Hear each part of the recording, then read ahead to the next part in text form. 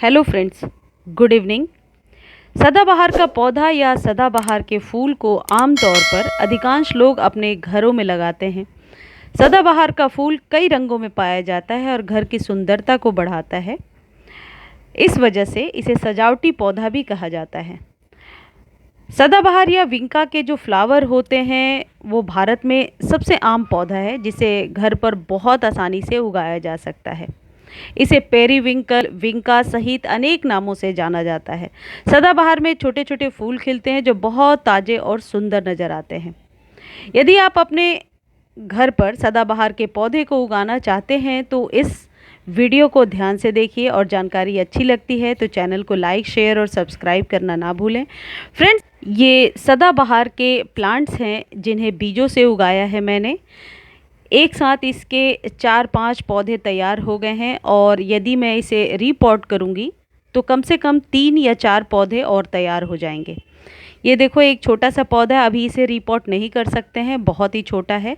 लेकिन ये जो 2 पौधे हैं इन्हें रीपॉट किया जा सकता है, बट एक बड़े गमले में मैंने इन्हें लगा दिया है। फ्रेंड्स, सदाबहार के पौधे को बीज से लगाना बहुत ही आसान होता है। कटिंग से तो आप ग्रो कर ही सकते हैं, लेकिन यदि आपके घर में सदाबहार का पौधा पहले से मौजूद है तो आप उन्हें बहुत ही आसानी से बीजों से ग्रो कर सकते हैं। बीज से सदाबहार का पौधा उगाना बहुत ही आसान है। इसे उगाने के लिए कुछ ज़रूरी बातों का ध्यान रखना ज़रूरी होता है। जैसे सबसे पहले बीज बोने के लिए सीडलिंग ट्रे लें। फ्रेंड्स, आप सीडलिंग ट्रे ले सकते हैं, लेकिन क्योंकि एक हार्डी पौधा है तो इसे आप गमले में भी यदि उगाते हैं तो ये बहुत ही आसानी से उग जाता है। मैंने इसे 10 इंच से थोड़े बड़े गमले में उगाया है। ट्रे में पॉटिंग मिक्स भर लें, जो भी आप सीडलिंग ट्रे ले रहे हैं, जिसमें 50% कंपोस्ट, 20% रेत और 20% मिट्टी होनी चाहिए। ऐसे ही मैंने इसके लिए तैयार किया था, लेकिन मैंने गमले में उगाया है। पॉटिंग मिक्स का उपयोग सदाबहार के बीज को अंकुरित करने के अलावा अन्य फूल वाले पौधे के बीजों को भी अंकुरित करने में किया जा सकता है, इसलिए इन्हें अच्छी तरह से मिला लें। फ्रेंड्स, ये जो रेशियो आपको बताई जाती है वो इसलिए ताकि जड़ जो है वो अच्छे से मिट्टी में डेवलप हो जाए और उसका एरिएशन नीचे तक उसे मिलता रहे, हवा मिलता रहे। ऐसा ना हो कि मिट्टी जो है वो कीचड़ सी हो जाए जब भी हम वाटरिंग करते हैं, इसलिए इस रेशियो का ध्यान रखना थोड़ा ज़रूरी रहता है। इसके बाद जहाँ कहीं भी आप इसे बीज को लगा रहे हैं या सीडलिंग ट्रे में लगा रहे हैं तो उसके प्रत्येक खंड में आप 2 से 3 बीज डाल दें। फ्रेंड्स, इसके किनारे पर, गमले के किनारे पर मैंने बीज डाला था। आप दोनों ही तरीके इस्तेमाल कर सकते हैं। गमले में डायरेक्टली भी लगा सकते हैं, तब भी मैं श्योरिटी के साथ कह रही हूँ कि इन टिप्स को फॉलो कीजिए, ज़रूर आपके विंका के फ्लावर्स में ग्रोथ हो जाएगी। और यदि सीडलिंग के ट्रे में उगाना चाहते हो तो उसमें भी उगा सकते हैं। इसके बाद ऊपर से जो पॉटिंग मिक्सचर है उसकी एक परत डाल दें और वाटर स्प्रेयर की मदद से उन पर पानी डाल दें। फ्रेंड्स, ऊपर से पानी हम वाटर स्प्रेयर की मदद से डालने के लिए इसलिए बोलते हैं ताकि वो बीज अपनी जगह से खिसके ना। और आप सभी को पता होगा कि जब भी हम बीजों को जर्मिनेशन के लिए रखते हैं तो उनमें नमी बना कर रखते हैं, तो स्प्रे करने से ज़्यादा पानी भी नहीं जाता और मिट्टी में नमी भी बनी रहती है। पानी देने के लिए हाई प्रेशर वाले किसी भी वाटर कैन का इस्तेमाल आप ना करें, इससे बीज जो है वो डिस्टर्ब हो जाएंगे। सीडलिंग ट्रे को ऐसी जगह पर रखें जहाँ उसे सीधे धूप मिलकर आंशिक धूप मिले। फ्रेंड्स, इस गमले को मैंने छत पर रख रखा है, लेकिन इसके बगल में अलामंडा का पौधा है जिसकी छांव में ये रहा है। बहुत ज़्यादा शेडी में प्लेस में मैंने नहीं रखा है इसे, लेकिन एक गमले के छांव में रखा था। जो सीडलिंग ट्रे है उसे थोड़ी सी फिल्टर्ड सनलाइट में आप रख सकते हैं। 6 से 10 दिनों के बाद इसमें बीज अंकुरित होने लगते हैं। सीडलिंग ट्रे में लगे सदाबहार के बीजों को नियमित रूप से पानी देने और मिट्टी को नम बनाए रखना बहुत ही ज़रूरी है। 30 से 40 दिनों के बाद सदाबहार के पौधे को कंटेनर में आप शिफ्ट कर सकते हैं, यानी रीपॉट कर सकते हैं। सदाबहार के पौधे को लगाने के लिए चुने गए ग्रो बैग या जो भी आप गमले का इस्तेमाल कर रहे हैं उसमें ड्रेनेज का बहुत ही ख्याल रखें। फ्रेंड्स, गमले में डायरेक्ट भी लगा रहे हो तो उसे रिपॉट करने की ज़रूरत नहीं है। यदि आप 1 से 2 प्रोपगेट करना चाहते हो तो जिस तरीके से ये बीज मैंने अलग अलग करके लगाए थे बड़े गमले में, इसे आप आसानी से प्रोपगेट कर सकते हैं। लेकिन ये छोटा वाला अभी बहुत ही छोटा है, इसे नहीं कर सकते। कम से कम 3 से 4 इंच का प्लांट जब तैयार हो जाए तभी आप उसे प्रोपगेट करें। बहुत छोटे से प्लांट को डिस्टर्ब ना करें, वो फिर प्लांट बहुत जल्दी ख़राब हो जाते हैं, उनके प्रोपगेशन की जो श्योरिटी है वो कम हो जाती है। जब कभी भी आप सदाबहार के पौधे को रीपॉट करते हैं तो इस बात का विशेष ध्यान रखें कि पानी देने के बाद उसे धूप वाले जगह पे रखें। जब तक वह सीडलिंग होती है उसे फिल्टर्ड सनलाइट दें, और जब वह पौधा तैयार होने के पोजीशन पर है तो उसे प्रॉपर धूप की ज़रूरत है। यदि आप सदाबहार के पौधे को कटिंग से लगाना चाहते हैं तो बहुत ही आसानी से लगा सकते हैं। यानी कि कटिंग कौन सी आपको लेनी है, यदि प्लांट आपके पास पहले से है या कहीं से लेकर आ रहे हैं तो पुराने ब्रांच को चुनिए। ब्रांच कम से कम एक पेंसिल के बराबर मोटी ज़रूर होनी चाहिए, जैसा कि ये आप देख रहे हो। ये क्योंकि नए नए प्लांट्स हैं इसलिए इसकी जड़ें अभी बहुत छोटी, इन्हें कट नहीं कर सकते, लेकिन जिनके पास पुराने प्लांट्स हैं वहाँ से आप कट करके बहुत ही आसानी से ग्रो कर सकते हो। इसके लिए सदाबहार के पौधे से 3 से 4 इंच के स्वस्थ हेल्दी कटिंग प्राप्त करनी होगी। कटिंग की लंबाई 4 से 5 ज़रूर होनी चाहिए।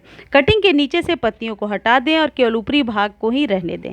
फिर एक 6 इंच के बर्तन में मिट्टी, जो पॉटिंग मिक्स मैंने बताया, वो भर लीजिए और उसमें इस कटिंग को लगा दीजिए।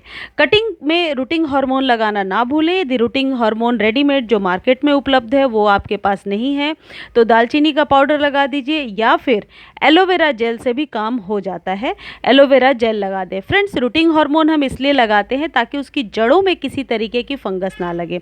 मैंने देखा है कि दालचीनी का पाउडर बहुत हद तक इफ़ेक्टिव होता है, तो आप दालचीनी के पाउडर को या हल्दी को, यानी टर्मरिक पाउडर जो हम अपने किचन में इस्तेमाल करते हैं, उसे आप एज अ रूटिंग हार्मोन भी इस्तेमाल कर सकते हो। फ्रेंड्स, हल्दी में एंटीसेप्टिक गुण होते हैं, ये हम सबको पता है, और घर के बड़े बुज़ुर्ग भी बताते थे। पहले जब हमें कहीं चोट लग जाती थी तो वहाँ हल्दी रखने से बहुत हद तक राहत मिलती थी। तो हल्दी जो है ये हमारे प्लांट्स पर भी बहुत ही ज़्यादा इफ़ेक्टिव होता है। हल्दी किस तरीके से हमारे प्लांट्स पर काम कर सकता है, किस तरीके से प्रूनिंग के बाद हल्दी लगानी चाहिए, इस पर कंप्लीट वीडियो मेरे चैनल पर है, हिंदी और इंग्लिश दोनों में, आप जाकर देख सकते हैं। तो सदाबहार के पौधे को जब आप लगा रहे हैं, रूटिंग हार्मोन लगाना बिल्कुल भी ना भूलें। इससे एक प्रिकॉशनरी तौर पे हम लगा लेते हैं। इसके बाद आप उस कटिंग को लगाने के बाद इसे चाहे तो सीधी धूप में भी रख सकते हैं और ऊपर से स्प्रे किया करें। अभी जितनी गर्मियां पड़ रही हैं, आप सुबह शाम दोनों टाइम उनके पत्तों पर ज़रूर स्प्रे किया करें और बराबर वाटरिंग किया करें। यदि आप गमले में सदाबहार के पौधे को उगा रहे हैं तो महीने में एक बार फर्टिलाइज़र देना बहुत ज़रूरी है, इससे पौधा स्वस्थ रहता है। सदाबहार पौधे के लिए बेस्ट खाद के रूप में आप वर्मी कंपोस्ट या गाय का गोबर इस्तेमाल कर सकते हैं। यहाँ तक कि रसोई के कचरे यानी किचन वेस्ट से जो खाद हम बनाते हैं वो भी हमारे सदाबहार के लिए बहुत ही अच्छा रहता है। यह ध्यान रखें कि सदाबहार को खाद देते समय जड़ों को नुकसान नहीं पहुँचना चाहिए। फ्रेंड्स, खाद देने का एक अपना नियम होता है कि कभी भी जड़ों के पास खाद नहीं देना चाहिए। खाद को हमेशा साइड से देना चाहिए, यानी गमले के किनारे 2 इंच ऊपर से गुड़ाई कर दें और उसके बाद आप खाद देने के बाद ऊपर से मिट्टी से उसे भर दें। ये सबसे बेस्ट तरीका होता है। किचन वेस्ट से खाद कैसे तैयार करते हैं ये आपको पता होगा, और यदि इस पर कोई जानकारी चाहिए तो आप वीडियोस मेरे चैनल पर देख सकते हैं।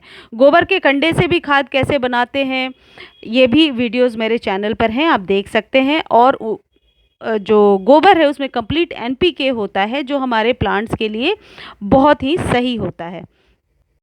फ्रेंड्स, बहुत से लोगों की ये क्वेरी होती है कि बीज बोने की सर्वोत्तम विधि क्या है और कब लगा सकते हैं हम बीजों को, बोने का सही समय क्या है। तो गर्मी और बरसात का मौसम जो होता है ये सदाबहार के बीजों को लगाने का सही समय होता है, यानी अभी गर्मी में आप लगा सकते हैं। और आप देख रहे हैं गर्मी में ही मैंने बीजों को 10-15 दिन पहले के लगाए हुए ये बीज हैं और इतनी अच्छी तरीके से इनकी ग्रोथ हुई है, तो आप अभी लगा सकते हैं। जो विधि मैंने बताया इस तरीके से आप भी सदाबहार के सीडलिंग्स को ग्रो करा सकते हैं। फ्रेंड्स, अक्सर मैंने देखा है कि सदाबहार के पत्तों के पीछे मेलीबग्स वगैरह का, वाइट बग्स वगैरह का अटैक होता है। तो आपको हर 15 से 20 दिनों में इस पर नीम ऑयल का छिड़काव करते रहना चाहिए। नीम की पत्तियों से भी घर में आप पेस्टिसाइड बना सकते हैं और वो अभी अपने आप सभी प्लांट्स को दे सकते हैं। उसके कोई साइड इफ़ेक्ट्स भी नहीं हैं और प्लांट हेल्दी और स्वस्थ भी बने रहते हैं। यदि आप बीजों से सदाबहार के पौधे को लगा रहे हैं तो 10 दिनों में उसके छोटी-छोटी अंकुरण यानी कि जर्मिनेशन दिखाई पड़ती है, लेकिन फ्लावरिंग के आने में 30 दिन का समय ज़रूर लग जाता है। फ्रेंड्स, ये सदाबहार का पौधा जो है ये आपके गार्डन की बहुत अच्छी शोभा बढ़ाता है। आप गर्मी में इसे ज़रूर स्थान दीजिए और सबसे अच्छी बात है, एक बार जब ये आपके गार्डन में आ जाता है ये कभी भी नहीं जाता। आप एक से सैकड़ों फूल वाले प्लांट्स जो हैं सदाबहार के तैयार कर सकते हैं। फ्रेंड्स, मेडागास्कर पेरीविंकल या सदाबहार वर्ष भर खिलने वाला 12 मासी फूल है और इसे भारत में सदा सुहागन पौधे के नाम से भी